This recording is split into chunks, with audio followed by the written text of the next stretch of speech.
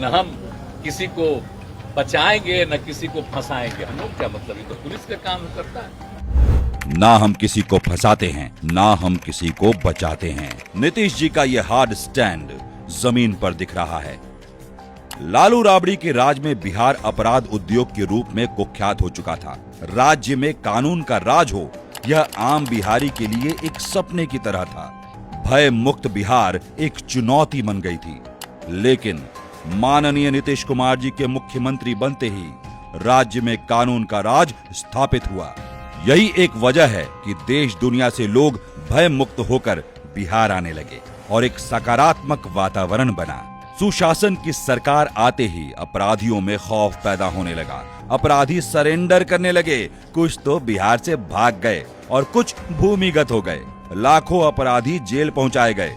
यही वजह थी कि वर्ष 2005 के बाद बिहार में अपराध का ग्राफ तेजी से नीचे गिरा, जो क्राइम कंट्रोल के नीतीश मॉडल के नाम से देश भर में चर्चित है। तो कुछ लोग अगर गड़बड़ करता है तो सारा पुलिस और प्रशासन अलर्ट है और देख रहा है, और जो भी गड़बड़ करता है उसको उस पर एक्शन लेता है। सरकार की सर्वोच्च प्राथमिकता है कि अपराध नियंत्रण में किसी प्रकार की कोताही ना हो। मुख्यमंत्री नीतीश जी का हमेशा सख्त निर्देश रहा है कि अपराध की जांच के काम तेजी से हों और जिससे दोषियों पर तुरंत एक्शन हो। बिहार सरकार ने अपराध और अपराधियों के खिलाफ एक बेहद सख्त और निर्णायक रुख अपनाया है।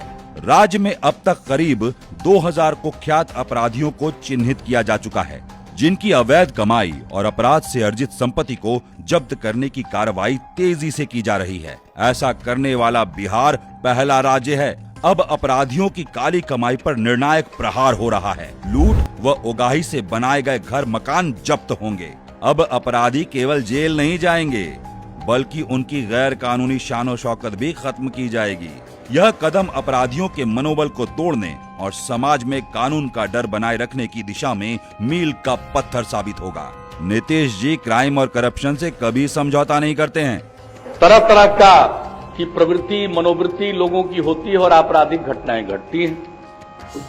सवाल है कि आपराधिक घटनाएं घटें और उस पर जो कार्रवाई होनी चाहिए वो कार्रवाई होती है या नहीं होती। पहले अपराधियों को सत्ता का संरक्षण था, लेकिन आज अपराधियों पर जीरो टॉलरेंस की नीति से कार्यवाही हो रही है और उनकी संपत्तियां जब्त की जा रही हैं।